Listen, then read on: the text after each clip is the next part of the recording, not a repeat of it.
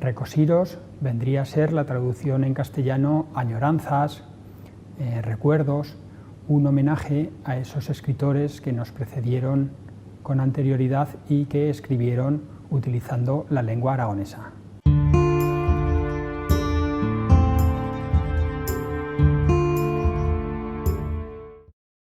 Josep Tafalla Negrete nació en Zaragoza en 1639 y fue abogado de los Reales Consejos de Aragón. Estudió en Zaragoza gramática con los jesuitas y posteriormente en la Universidad de Zaragoza se licenció en Magisterio de Artes. Como abogado, en el Ilustre Colegio de Abogados de Zaragoza, pasa a estudiar el grado de Jurisprudencia.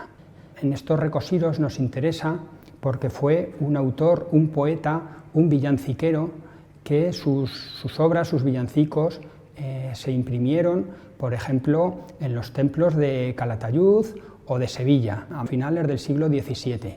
En 1678 se trasladó a la corte a vivir a Madrid como poeta al servicio del marquesado de los Alcañices, y en esta ciudad, en Madrid, moriría en el año 1696.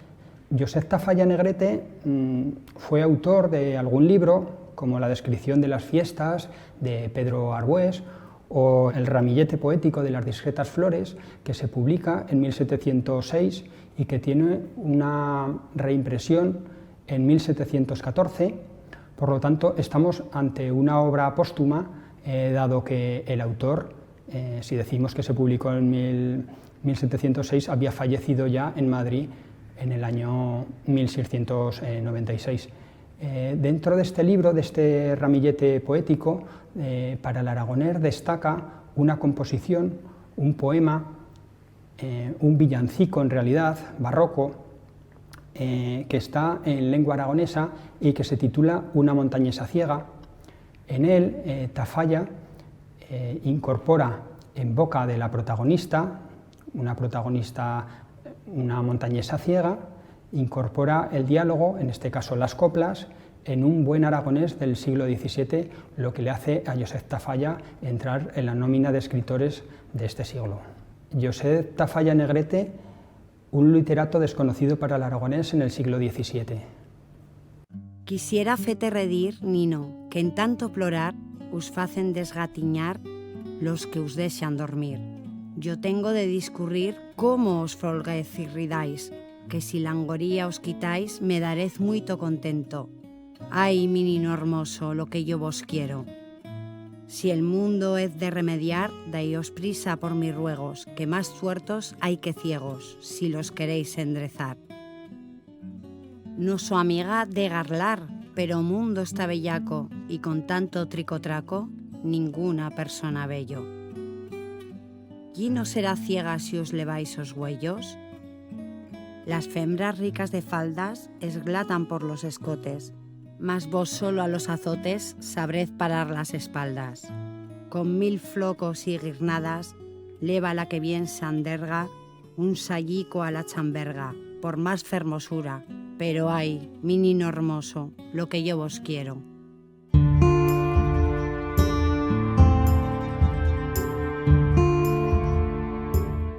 Miguel d'Ambiela Callizo fue un important compositor musical, un teórico de esta disciplina que nació en la Puebla de Albortón, en el campo de Belchite, en Zaragoza, en 1666, y que murió en Toledo en 1733. O feito de que viviera entre dos siglos, convirtió a Miguel d'Ambiela en un compositor, en un teórico de compromiso, podemos decir, porque a suya vida caminó entre un estilo conservador y otro más innovador, más moderno, más progresista. Sabemos que a los 15 años ya era en Daroca haciendo estudios eclesiásticos, estudios religiosos, y justo así, en este lugar de Daroca, principió a suya profesión como maestro de capilla en la Colegiata de Santa María dos Sagraus Corporals. Oficio este, o de maestro de capella, que luego continuó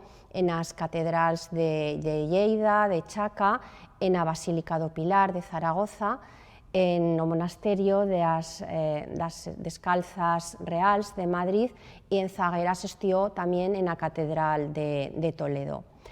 O paso de Miguel de Ambiela por todos estos lugares disove el rastro e, de feito, tanto en Zaragoza como en Chaca vista senglas carreras dedicadas a este afamado músico. Fue un teórico da música, por exemplo, escribió disertación musical e discurso problemático, en o que ofre unha solución de compromiso en a polémica sobre as innovacións musicais caladas por Francisco Valls no Miserere Nobis da Misa.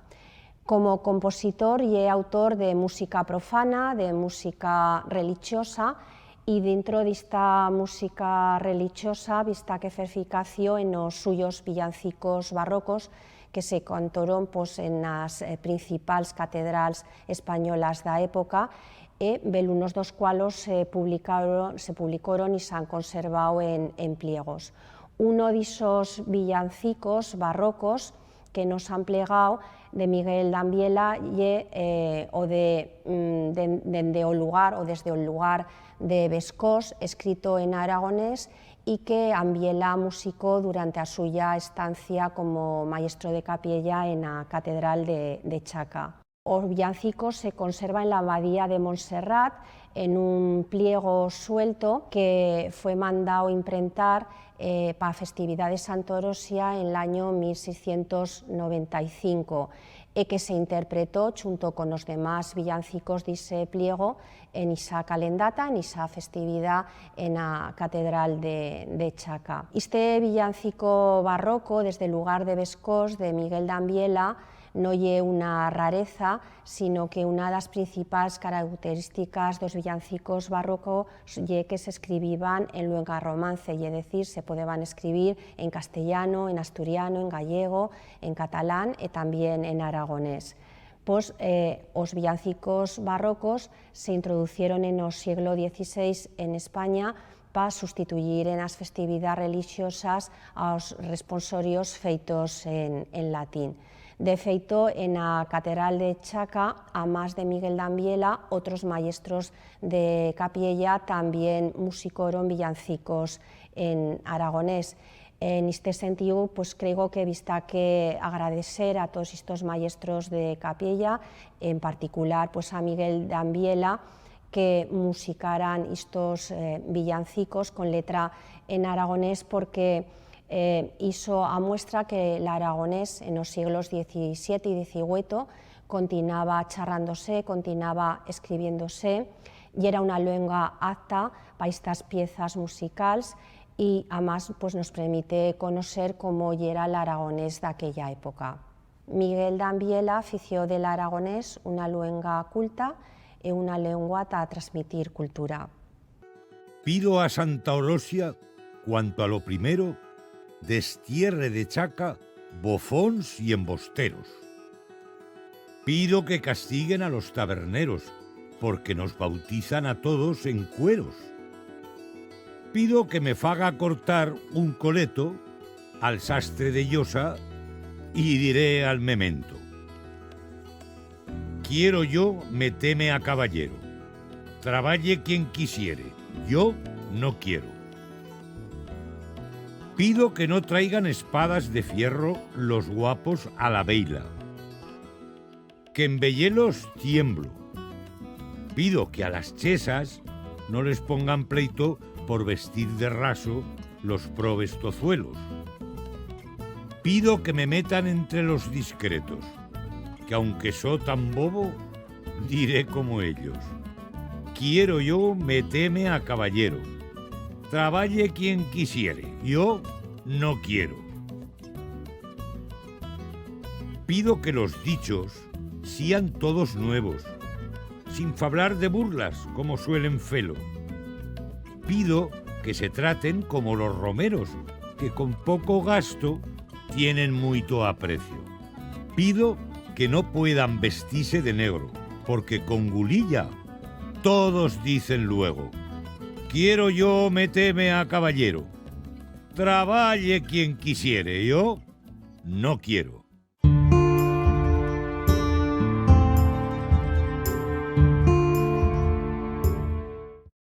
Mariano Soler San Clemente nace en Gandía en 1816, estudió leyes en Madrid. En primeras treballa en la Academia Madrilenca de Jurisprudencia y posteriormente lo trasladan a Pamplona, en donde presidente de sala de la Audiencia Provincial.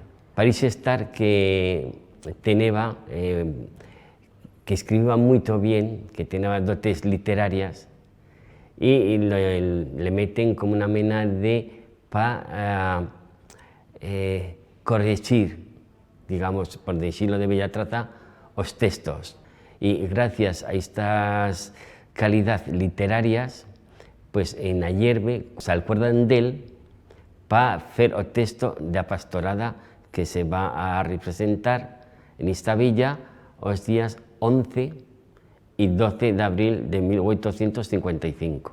Y son los textos en los cuales pues, los danzans que charran en castellano y o mayoral y o repatán que charran un castellano de maravilla, en el texto claro, con una chicotona parola en aragonés, pues repasan las circunstancias por las cuales ha pasado Ayerbe y a su iglesia parroquial. Y unas de las contadas pastoradas del siglo XIX que nos han empleado en aragonés. Mariano Soler es importante en este aspecto para el aragonés, por la suya pastorada, porque Antiparti emplea parolas que ahora en Ayerbe ya no se emplean, y también trae a Constitución Copulativa que ahora en Ayerbe ya no se va a servir, ahora en Ayerbe y como en castellano. Pero sí que tenía, digamos, baileidad de poeta. Mariano Soler es muy importante para el aragonés y para su desembolique literario. Poco a poco y paso a paso, y escúcheme una miaja, que si os demás se alegran, que ha de fer chuan sin su chuana. Usted lo apaña muy pronto, sin contar con mi panada, como si fuera un zoquete o alguna taleca y paya. Mire, aunque soy muy sufrido, eso a mí no me agrada. Siño mayoral, ¿lo entiende? Que si llega comparsa, busté, o caporal primero, sin mí no se puede fer danza. Que a una moza muy solinda la sacaron medio muerta, y yo, por mirarle os huellos, detrás de ella se me iban. O novio, que chunto a puerta, vio su figura amarilla, se le metió susto dentro y se murió de tericia. Otra malparió por poco y a otra le dio escarlatina, pues pa' colmo de escándalo y por tantas fechorías fenosla pagar quisieron.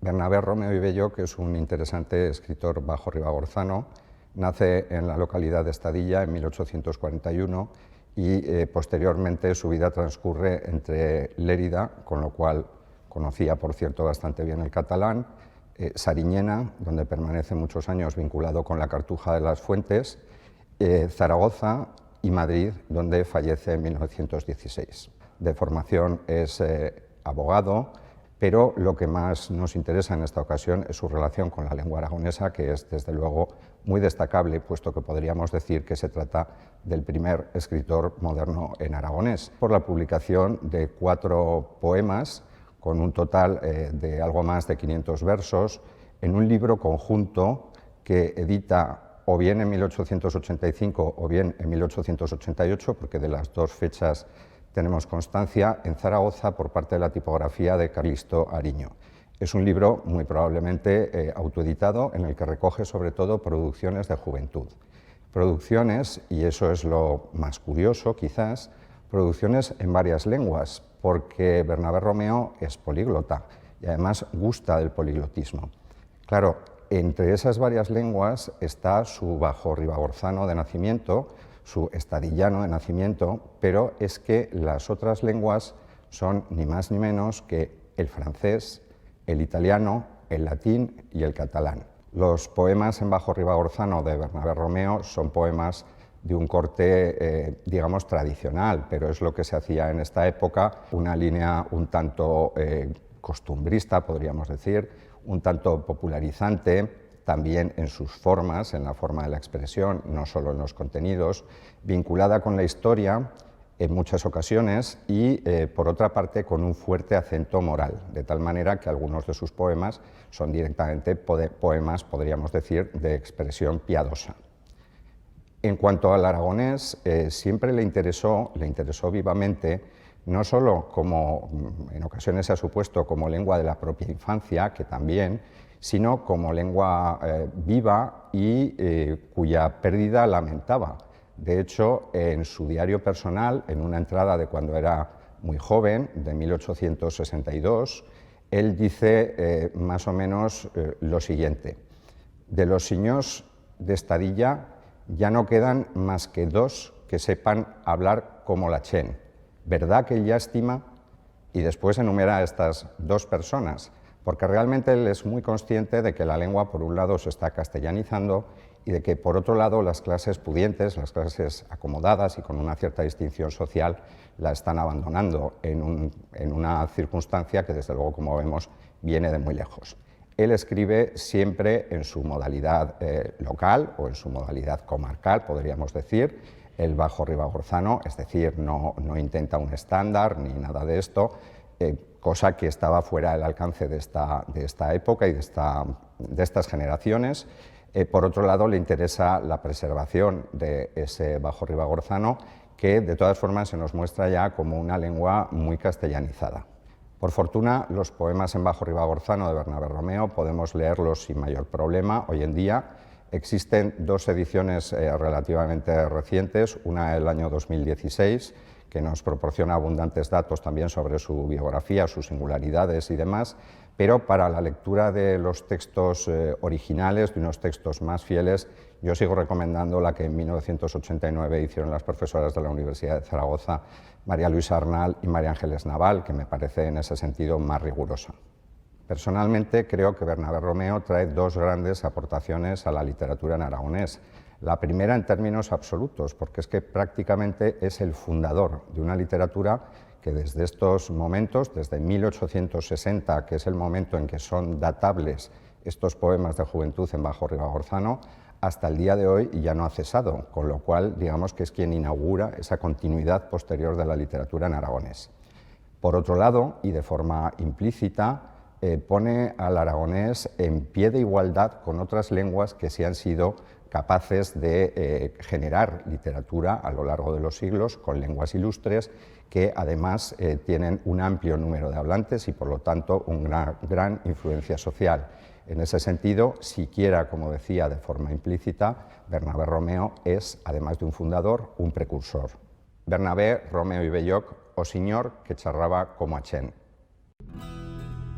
Ah, qui tornar podese a correr per las eras y ferrinals los días que estudio no veo, y apoyar las calzadas detrás de las mocetas y chuntos de las manos a baixar las espuentas. No querría acordarme de tantas horas buenas, curtas como los gozos, dulces como la bresca. Per ellas yo eva artista, y les feba comedias, y les vestía moñas, y les pintaba iglesias. Per ellas, en los huertos, perforaz me meteba, y les colliba rosas, y les furtaba peras. Con ellas me escapaba a los peus de la sierra y les buscaba espigo, morterez y violetas. Otras veces moniban alguna fontaneta y ellas, agua en mis manos, bebeban. Yo en las de ellas. Otra vez mos buscaban y en casa mos perdeban, pero alcanzar con tochos, mostillo, ugas, uservas.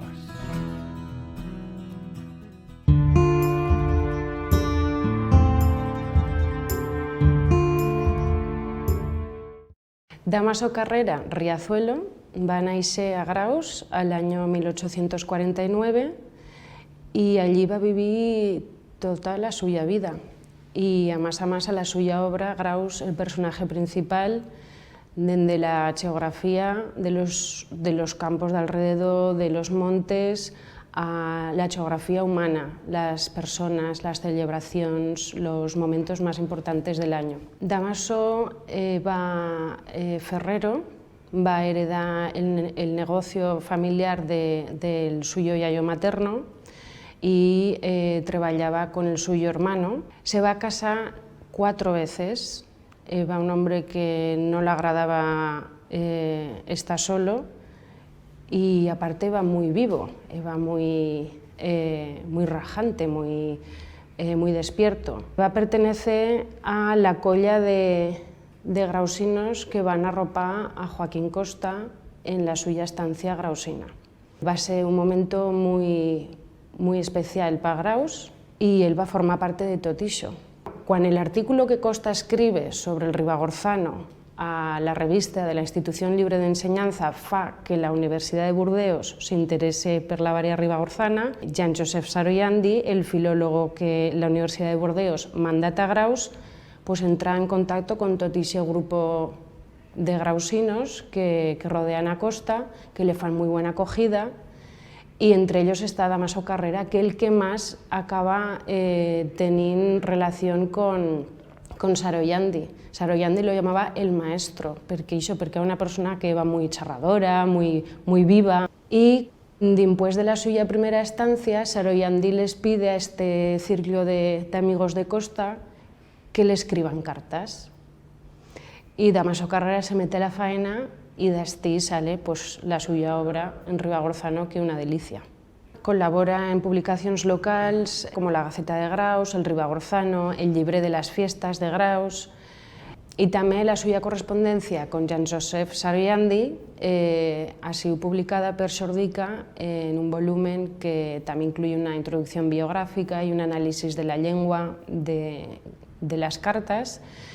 Y en esta colección de cartas pues hay desde descripciones de Graus, del paisaje de la redolada de Graus, cuando él se va a pasear con la muller, u descripción de cómo se preparan las fiestas, u cómo han sido las fiestas, y también hay recogidos 2 cuentos de tradición oral que forman parte de la tradición europea.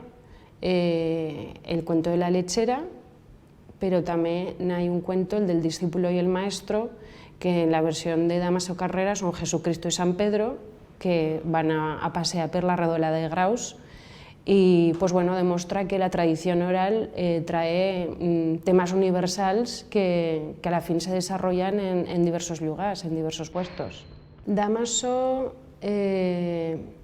se posa a escribir en una época en la que no se gozaba escribir el grausino, el ribagorzano, y lo fa en un contexto en el que ya empieza a estar castellanizada la lengua, pero arropado por un círculo de gent y per un personaje como Jean-Joseph Saroyandi que le animan a plasmar lo que él ha sentido toda la vida, y a más recogen historias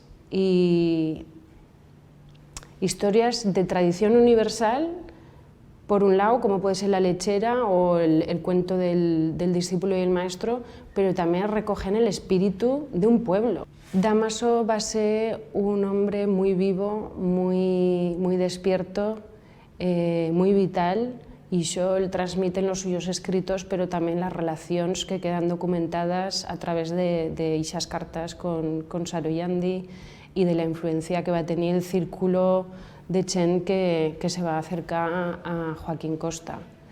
Va el maestro, para Saroyandi, y pensó que una figura prou important a l'època a Graus. Y cuando ya se iba su tío, le va a dir la moceta: Cómpreme una crava pa yo, que me aniré a vender la leche a Graus. Y su tío la iba a comprar el día que se iba. Y como la moceta Eva ha dicho en casa, me aniré a vender la leche a graus. van pensar su pare y su abuelo. La de todas las cravas podría ir a vender esta moceta. Mos tocarían buenos diners. Y la moceta va dir entonces: ¿Ya yo? ¿Qué me darán de llevarla? como tienes una crava, te daré pa' tú lo que saques un día de la semana. Y ella se va a fer muy contenta y en va y traen mucho tiempo, y con lo que le tocaba de cada semana se va a comprar un pañuelo de sarja y un apretador. Y va a pensar ella: Ahora ya tengo prou ropa y con lo que en saque hoy de la leche, ¿qué en faré?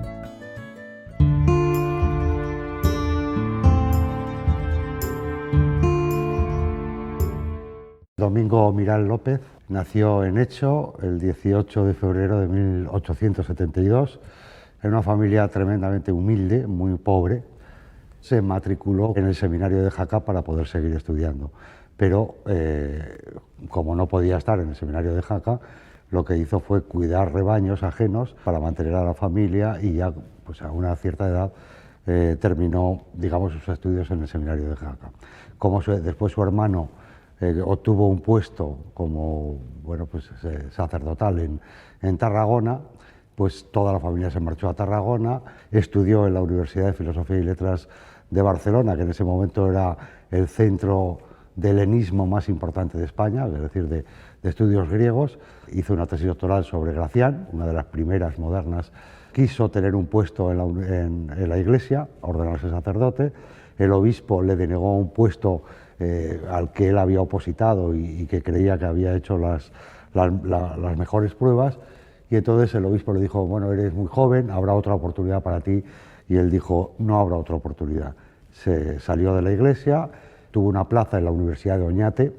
La Universidad de Oñate era en este momento la universidad más conservadora que había en España, vinculada completamente al carlismo, Y de allí, cuando cerraron la universidad a finales del siglo XIX, cuando cerraron la Universidad de Oñate, opositó una cátedra a la Universidad de Salamanca, justo cuando Unamuno, del que fue muy amigo, asumió la carga de rector. Salamanca estuvo bastantes años, permutó la cátedra de griego por una de teoría de las artes en la Universidad de Zaragoza, porque quería venir a la Universidad de Zaragoza, se consideraba muy aragonés, y luchó toda su vida por que los estudios clásicos en la Universidad de Zaragoza se volvieran a instaurar. Ocupó un montón de cargos, fue decano de la facultad, fue incluso rector hasta la llegada de la República. Después, como era bastante conservador, se le quitó el puesto de rector. Es el inspirador de los cursos de verano de Jaca, los primeros de toda España. Unamuno estuvo en la Universidad de Verano de Jaca. Yo creo que fue el primer año, inauguró los cursos de verano de Jaca. Entre otras cosas originales que se hacían en Jaca eran excursiones a lugares paradigmáticos del Pirineo. Pero también estuvo Lorca en Jaca, y Menéndez de Pidal, y Alarcos, y José Manuel Blicua estuvo pues igual 40 años, el Blicua padre, yendo a la Universidad de Verano, y tantos filólogos. Es decir, Jaca fue la residencia de Jaca, y los cursos de verano de Jaca fueron referencia mundial en el estudio del español y en el estudio de lenguas extranjeras, al principio además de lenguas extranjeras para españoles.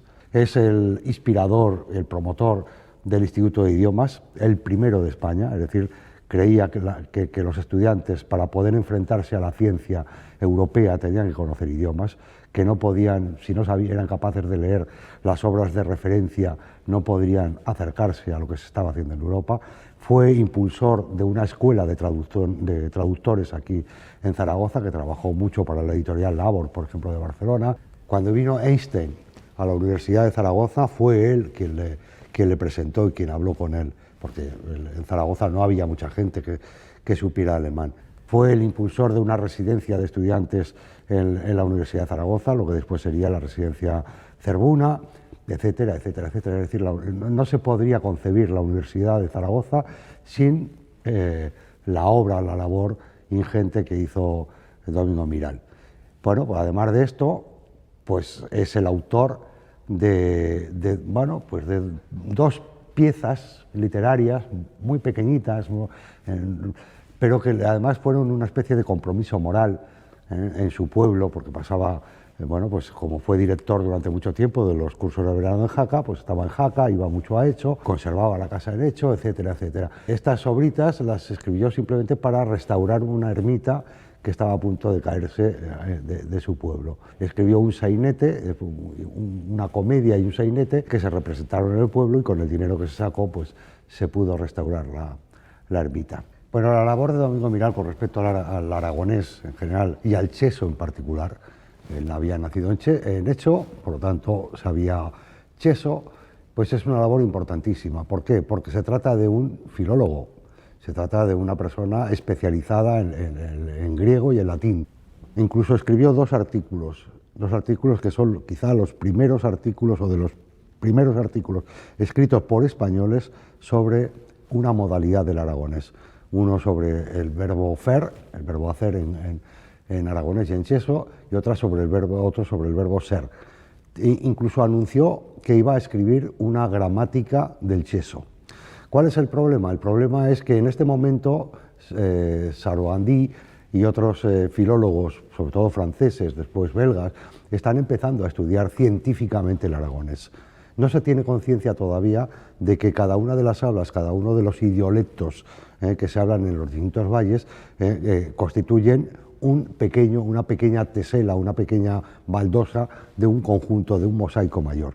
Entonces, Domingo Miral simplemente habla del cheso como una lengua individual, como una lengua particular, como la lengua de su pueblo, sabiendo que hay otras hablas en el pueblo de al lado, por ejemplo en Ansó, muy parecidas, pero la considera simplemente diferente, con su propio sistema verbal, con su propia sintaxis, su propia fonética y su propio léxico.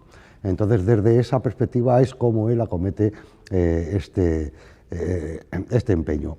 Lo aplica en la literatura con una comedia en 5 actos titulada Qui bien lo fa nunca lo pierde, que el que bien lo hace nunca lo pierde. Está escrita en un cheso, digamos, muy castellanizado, seguramente el que se hablaba en aquel momento, pero que se pueden seguir perfectamente tanto un léxico particular como, por ejemplo, pues, unas derivaciones verbales, una declinación verbal propia del aragonés.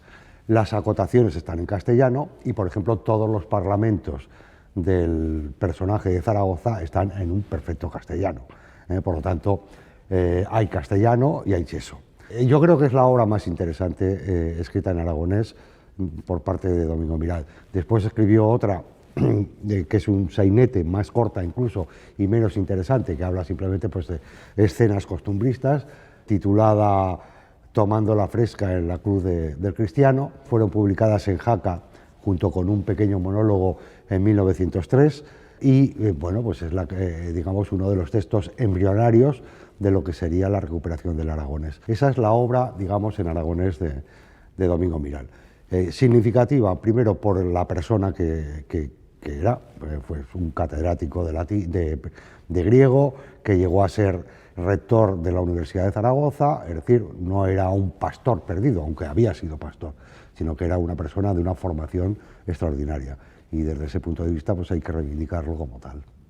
Políticamente podemos decir que antes de la proclamación de la República, Domingo Miral, junto al padre de los Labordeta, Miguel Labordeta Palacios, junto a José Camón Aznar, llegaron incluso a dar un mitin en Belchite, reivindicando un estatuto de autonomía para Aragón, cosa que no se aviene muy bien después con esas adscripciones al franquismo, ni mucho menos. Y bueno, y lo rememora incluso Camón Aznar, diciendo que ante esa reivindicación Domingo Miral soltó unas lágrimas. Por lo tanto, la afiliación política estaba en ese regionalismo de derechas que pretendía pues, que la comunidad de Aragón o que Aragón prosperara como estaban prosperando Cataluña o el País Vasco. Yo creo que Domingo Miral, para la Universidad de Zaragoza, para Aragón, es un personaje imprescindible. Pero además de imprescindible, yo lo definiría por su tenacidad, casi cabezonería. Lo que representa el tópico del aragonés, pues él lo tiene. Él se empeñó en 4 o 5 historias que hasta que no las consiguió, no paró. Tardaran 1 año, o 10 años, o 15 años. Fue tenaz, casi diría contumaz. Toda la cuestión se reduce, pues, a un cambio de herramientas. A deixar la xau y la pero por la dalla y lo tocho. Para iso nos die Dios ixos puertos tan hermosos en do no se cría trigo e ixas vals tan anchas y con tantas fuents. Ye menester que a todo trance se faga lo cambio. Los que hayan luces para dar consejos, que los den, y los que hayan dinés, para que lo cambio siga más fácil, que los empleen bien. Los demás no farán poco si se dejan guiar con buena voluntad. Yo no quiero hablar hoy de la culpa tremenda en que caerían unos y otros si no fesen lo que deben. Dentro de pocos días vos dirán lo que es hacer, para que pronto, sin gran trastorno, la xau se torne una dalla y lo huembre un tocho. Chesos, soz en medio d'un servigadero, por dos han despeñado ya muitos hermanos y fillos vuestros, que de pintacoda en pintacoda han ido a parar tal o barranco sin fondo de la emigración.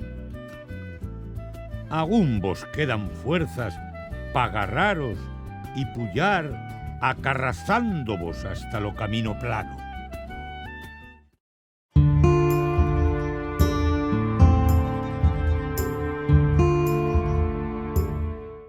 García Mercadal nació en Zaragoza en el año 1883, en el Coso, y vivió en Zaragoza hasta que se marchó a Madrid en el año 16. Él estudió Derecho, allí tuvo de profesor a Moneva, con quien mantuvo siempre una gran relación y a quien quiso mucho, y ya vivió prácticamente en Madrid toda la vida, menos los años de la guerra, que los pasó en Zaragoza. Y después de la guerra volvió a Madrid, fue bibliotecario del Instituto de Reforma Agraria y ya se quedó en Madrid siempre. Pero a pesar de eso, a pesar de haber pasado casi toda su vida fuera de Aragón, él fue un hombre enamorado de Aragón hasta las cachas, aragonesista furibundo, gran divulgador de las cosas de Aragón, y fue el ejemplo perfecto de cómo, estando fuera de Aragón, se puede seguir queriendo a tu tierra con la misma o con mayor pasión que los que vivimos aquí. Su gran contribución al estudio del aragonés es unas páginas en ansotano que publica en el libro Remanso de Dolor, en una novela que publicó en el año 12, el mismo año en el que había publicado Los cachorros del león, que es su gran novela costista de admiración por la figura de Joaquín Costa, que había muerto el año de antes. Y en este libro Remanso de Dolor, que es una novela en la que el personaje protagonista se recluye en el balneario de Termas, que es el balneario de Tiermas, naturalmente, y pasea por Jaca, y una novela muy aragonesa, introduce una conversación entre ansotanos en 5 o 6 páginas. Él no había estado nunca en Ansó, él no sabía hablar ansotano, lo cual todavía habla más de su interés por la divulgación de la lengua, porque si hubiera sido hablante patrimonial, si hubiera sido de la zona, pues se entendería que, bueno, que él tuviera facilidad para hacerlo, pero es que él no tenía facilidad para hacerlo porque él reconoce en el libro que desconoce la lengua ansotana. Entonces, en 1901, Saroyandi manda un informe sobre el ansotano a esta escuela de estudios en París. Ese trabajo lo conoce García Mercadal porque se publica en la Revista de Aragón con un prólogo de Joaquín Costa, y entonces a través de ese trabajo él saca toda la ansotano necesaria para escribir en ansotano. Él insiste en que no se quiere atribuir ningún mérito que no le corresponde, pero sí tiene el mérito enorme de hacer el esfuerzo de divulgar la lengua a través de los conocimientos de un lingüista tan importante como el Saroyandi. Yo creo que fue un aragonesista ejemplar, y yo creo que eso es lo que deberíamos recordar de él, ¿no?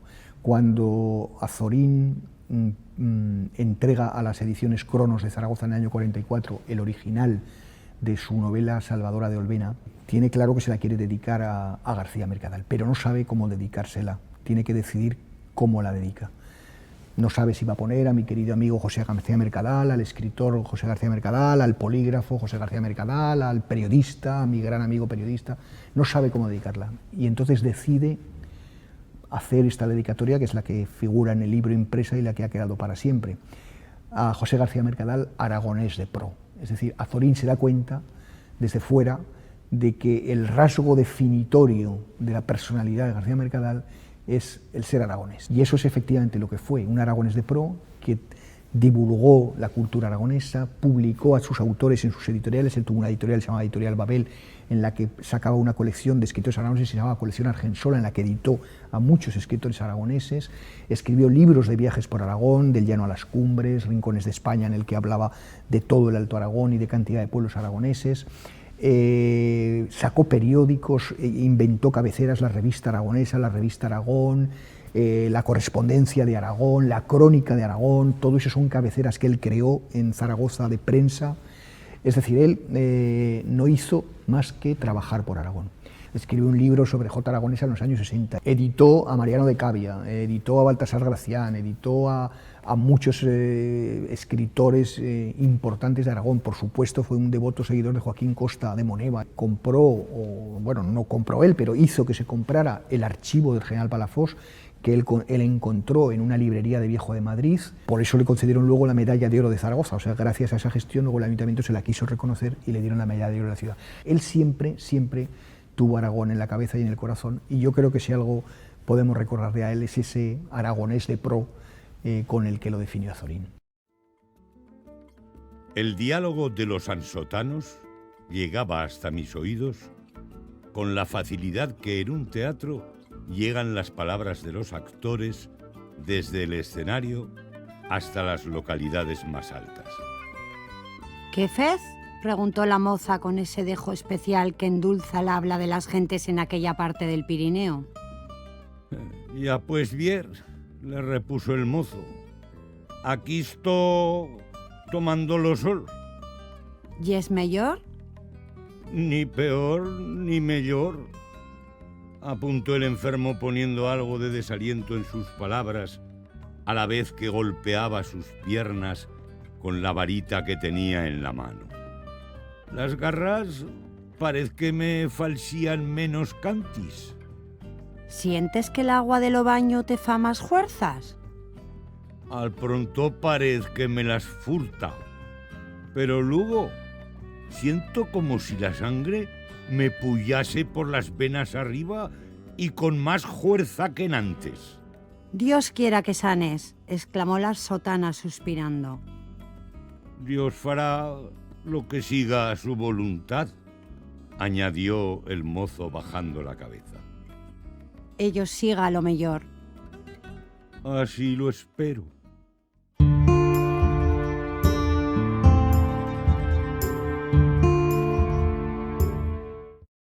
José Llampayas Lloveras nace en Barcelona en el año 1883, estudia Derecho en la Universidad de Barcelona y en 1907, cuando finaliza sus estudios, empieza a trabajar en la Cámara de la Propiedad de Sant Feliu de Guíxols.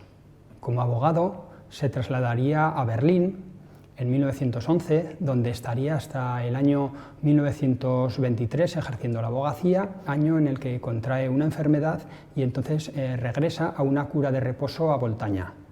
Se instala en Boltaña en ese año y pasaría allí 12 años de su vida, ejerciendo también su profesión y a la vez recopilando abundante tradición oral y lengua de esa zona de Sobrarbe. Esa tradición oral que recogía le valió para incorporarla tanto en sus artículos periodísticos como en sus libros. Redactó además algunos libros, algunas biografías literarias de personajes aragoneses como Francisco de Goya, como Jaime I o como Fernando el Católico, entre los años 1941 y 1943.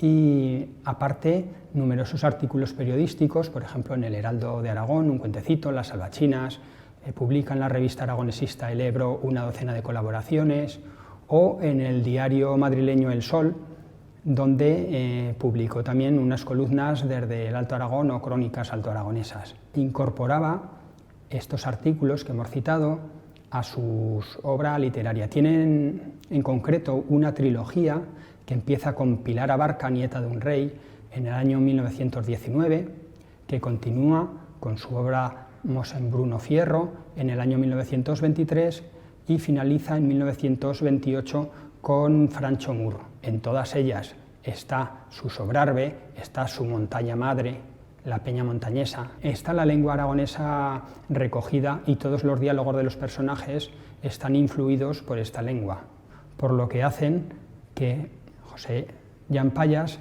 pueda ser considerado como uno de los escritores en aragonés del primer tercio del siglo XX.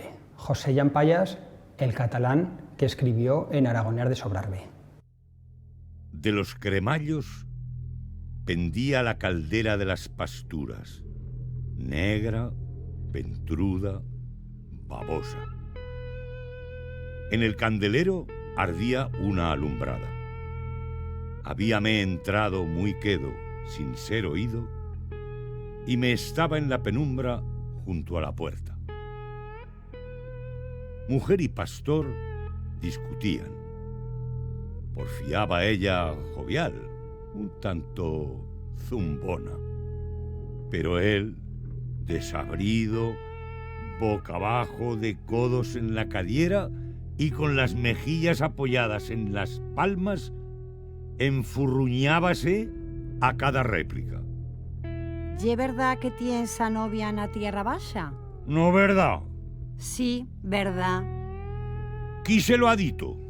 A yo me lo han dito. ¿Qui se lo ha dito? No valdrá cosa cuando a tú te la dan tabacho arriba. ¡Vamos, fata! ¿Qué? ¿Te encarrañas? Pues me diga qui ha dito ixo. Un canario. Alguna bachillera dirá. Me callo. Para, hombre, para. Con que ye verdad, ¿no? No. O preguntó para aconsejarte, Toñón. Ya sabes o dicho que diz. Muller de abaixo con hombre de arriba, casa abaixo. En ixa del amo, tienes a muestra. Vióme el zagal y se incorporó sorprendido, confuso, llevándose una mano a las greñas. ¿Qué miras? Asti bien un caballero.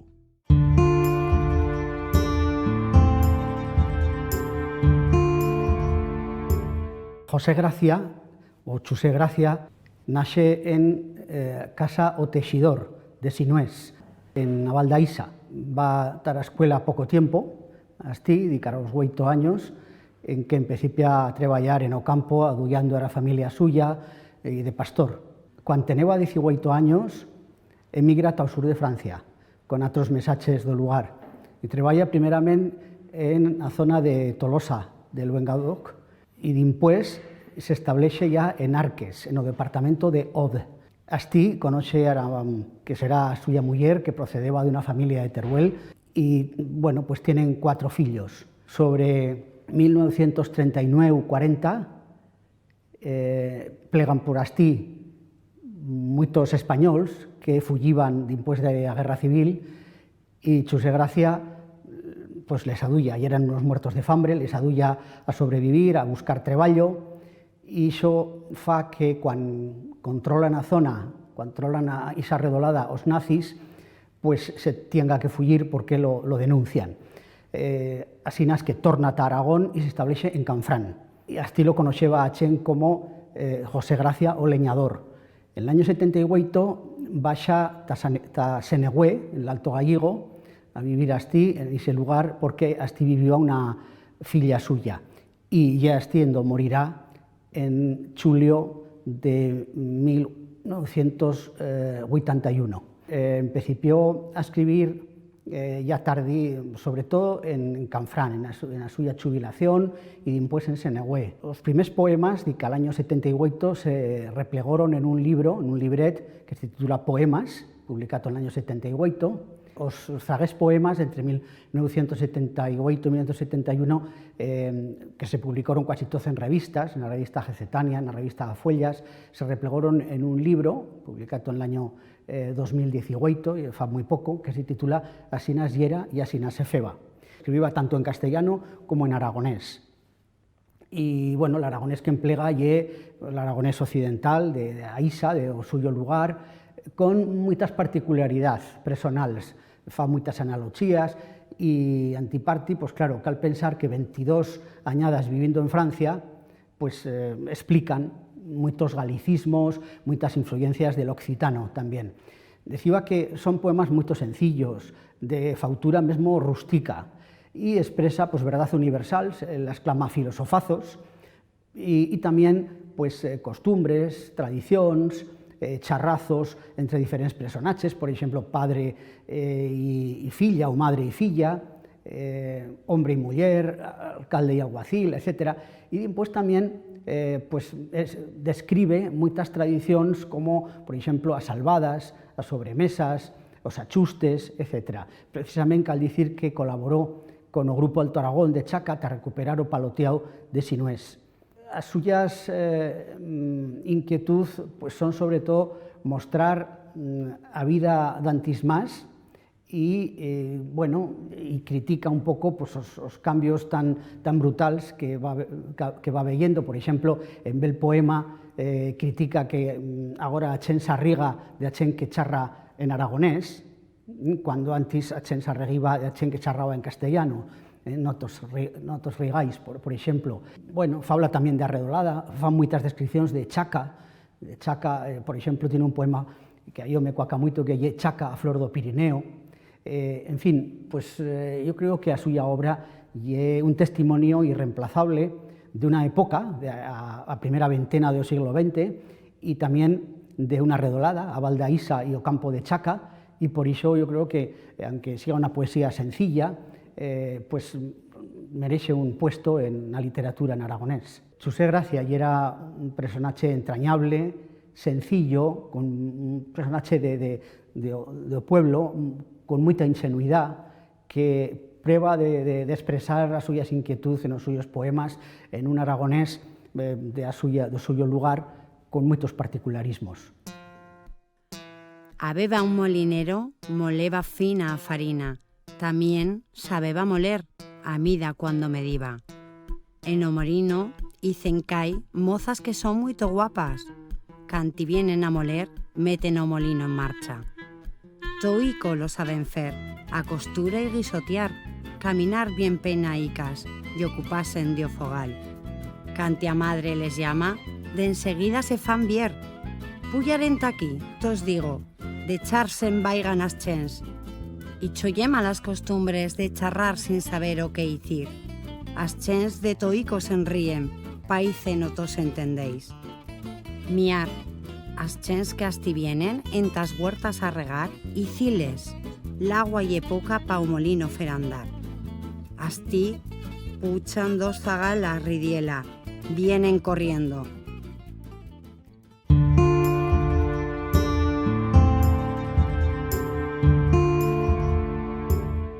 Félix Gil del Cacho nace en Tramacastilla de Tena en 1924 y es una persona que vive la primera parte de su vida en el lugar suyo, que combina cada añada esa estacha en Tramacastilla con una estacha junto con los ganaus en la tierra plana, en los monts de Pina, de Quinto de Ebro, Amán de Zaragoza, y en una zaguera parte de su vida el marcha a treballar a Barcelona como taxista, pero también como ordenanza en la Universidad de Barcelona en la suya Facultad de Humanidad.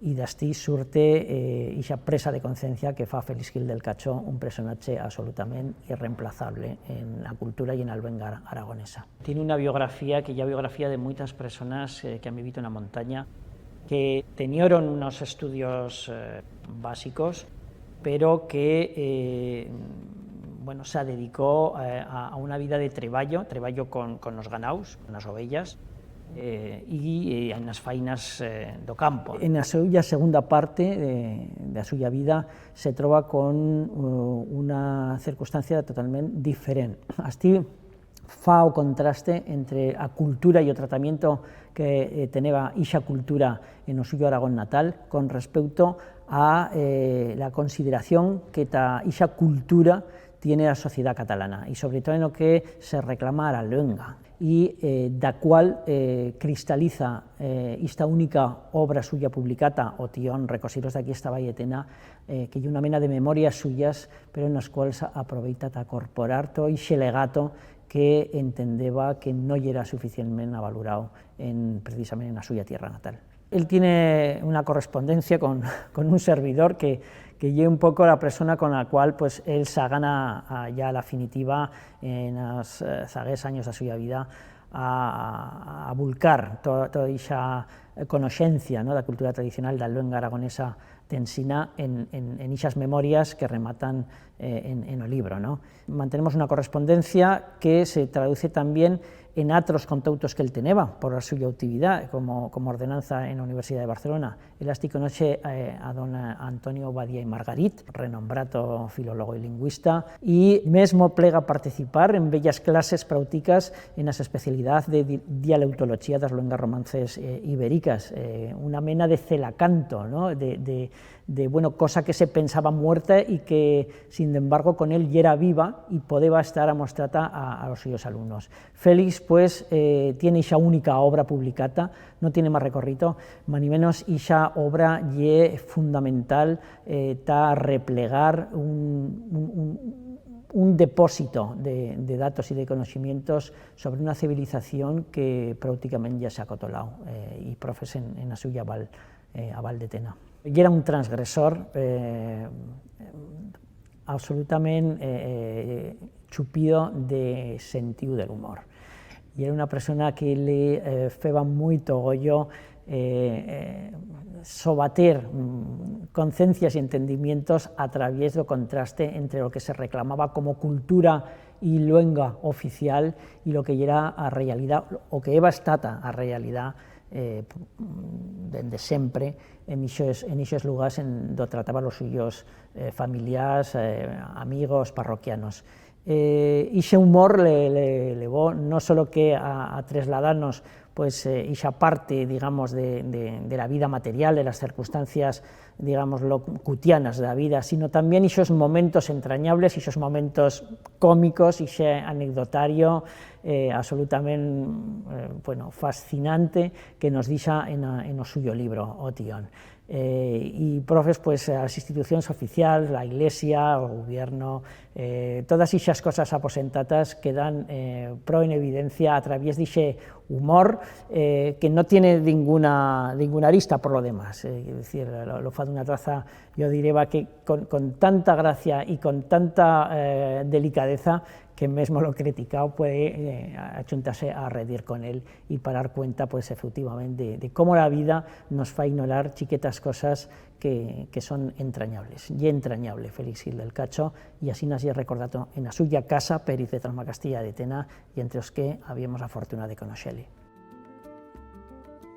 Ixo do fotronero, y ella bella leyenda, pero yo aún la vi de fer. Y era bella martingala pa fer l'escerina aos pastors que yeran primerizos y repatans, pa que pagasen a manta. O fotronero y era bel personaje de leyenda, y que cualquier pastor de os viellos se feba pasar por ixe personaje. Pero dende que salíbanos do lugar, toza fe l'escerina aos novatos. En que cruzábanos o mesón nuevo, ya reciaban con arréndula ixa, y al plegar en Tarafoz, allí fébamos nuey, y bel pastor dos veteranos se revestiva con piels, zagóns, barba que se poneba, y en o ceñidor asomaban bel par de mangos de cochillos. Si belguno se resistiva porque ya le teneban dito que iso yera una maneraza, ro fotronero se iba amenazando que volverba de matinada.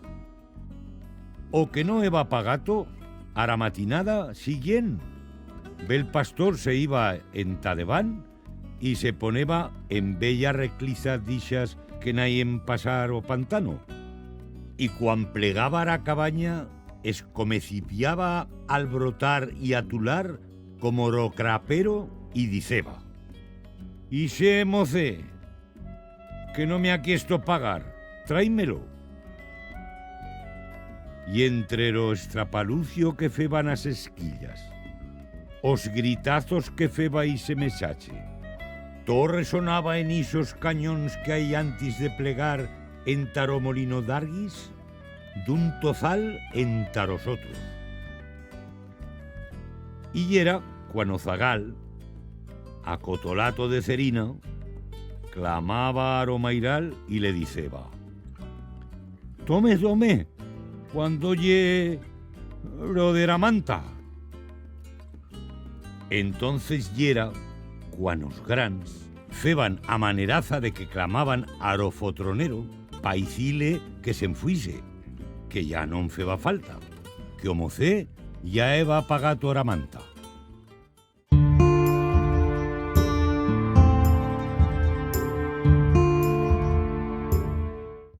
Pablo Recio é o pseudónimo con o que firmaba os suyos escritos Cleto José Torrodellas Mur, que nació en Estadilla en mayo de 1914 y era sobrino de Cleto Torrodellas Español, ferrero ao lugar de Estadilla e tamén poeta local.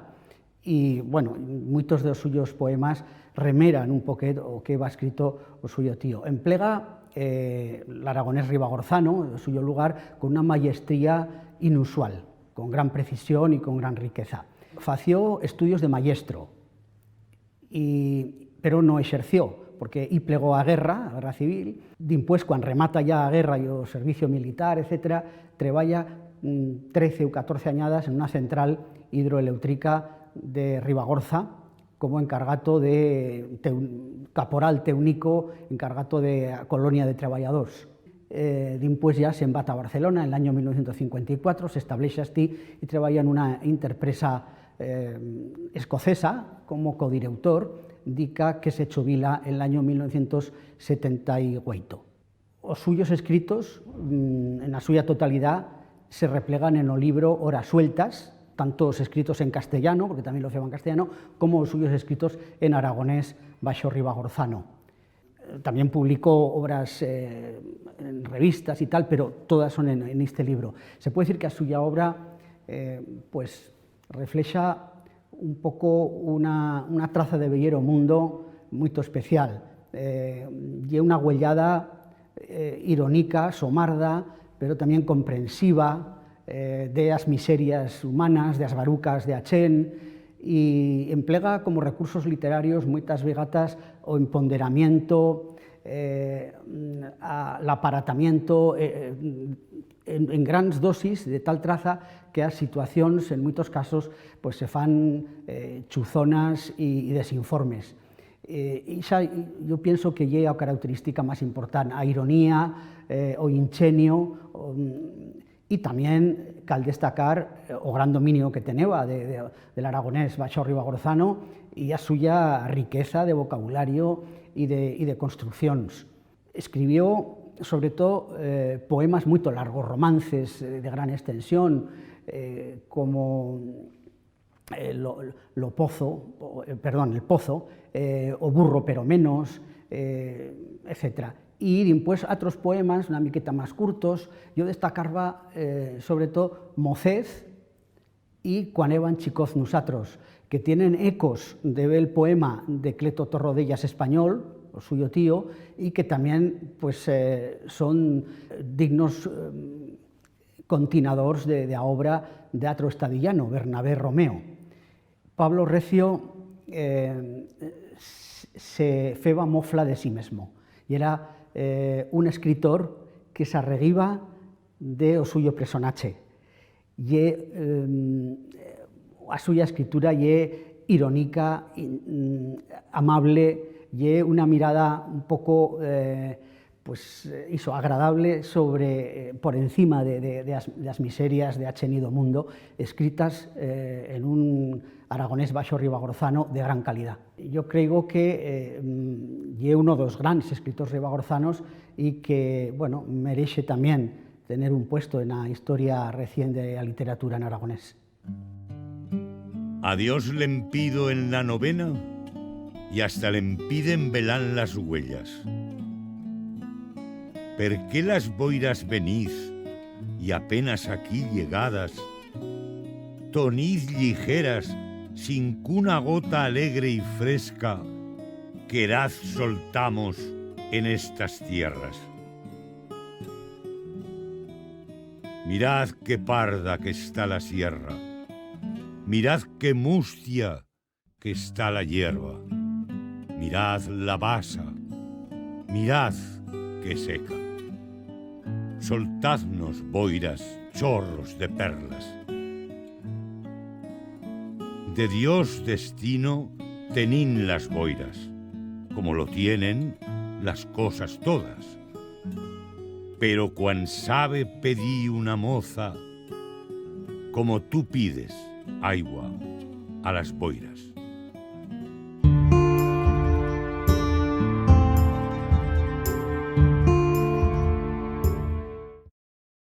Rosario Miguela Ustariz Borra, nací en 1927, de padres humildes labradores de hecho, y en hecho viví y estudié la primaria. Recién estrenados los 20 años se casé con un militar, y era una ama de casa, pero que va pues una inteligencia natural, sobre todo también mucha curiosidad, mucha sensibilidad, muy natural, muy sencilla, muy de charlar con la chen, muy de tratarse con todos. Y era una gran cantora, y entonces toda esa sensibilidad que ella, Eva, la volqué en los zagueros años de su vida en la escritura en cheso. Rosario empecé a escribir un poco de casualidad, y era la añada de 1982, lo Concello Cheso convoqué un certamen literario por primera vez en verano, y en ese mismo año se va muerto en un lugar un crío de 11 años, una muerte que esté muy difícil y muy triste para todos. Y como Rosario casualidad había visto a lo crío en la suya puerta lo día de antes de morirse, pues se sentía especialmente afectada por esta muerte, aunque no era un pariente suyo.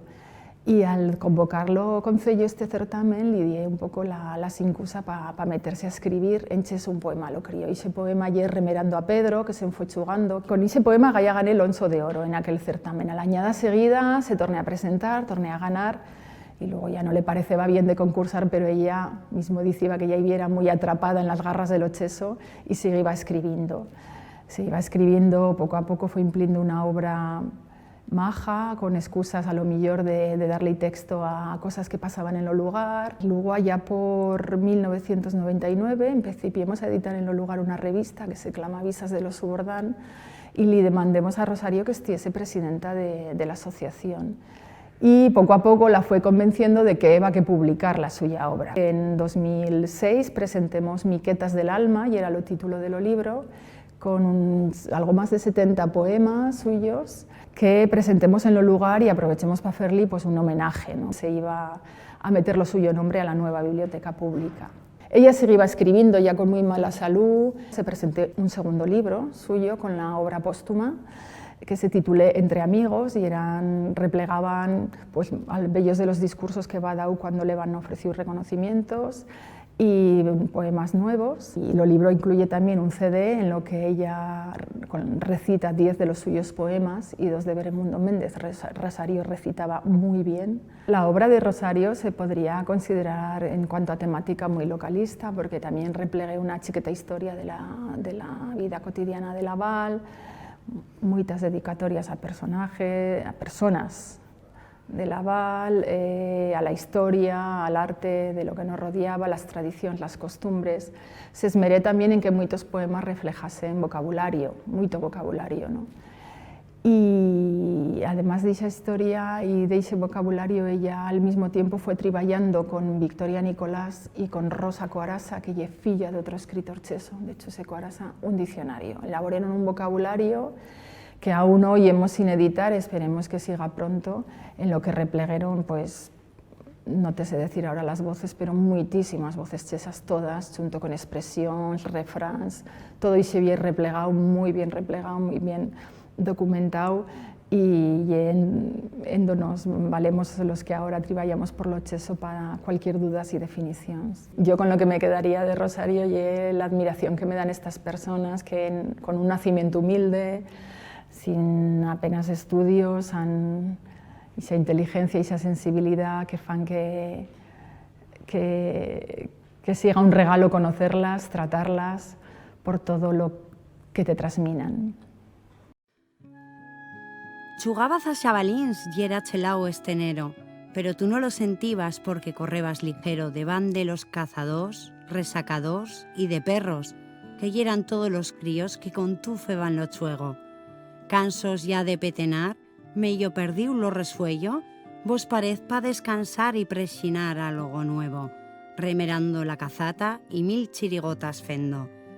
Cuando de repente cayes como un xabalín, ya muerto, y alentando a Moniquet, en tierra te estás muy quedo. Los compañestes se miran sin de entender que y aquello, y pensando en bella chanza te gritan: «Levanta, Pedro, que ya no chugamos más, que ya se ha acabado lo chuego». Pero tú no los ascuitas y allí te estás, quedo. Ellos algo se berruntan, algo que no ye muy bueno, y por si te se privao vel amago pasajero, te levantan y te levanta allí tal abrevadero, lavándote la careta con agua limpia de enero.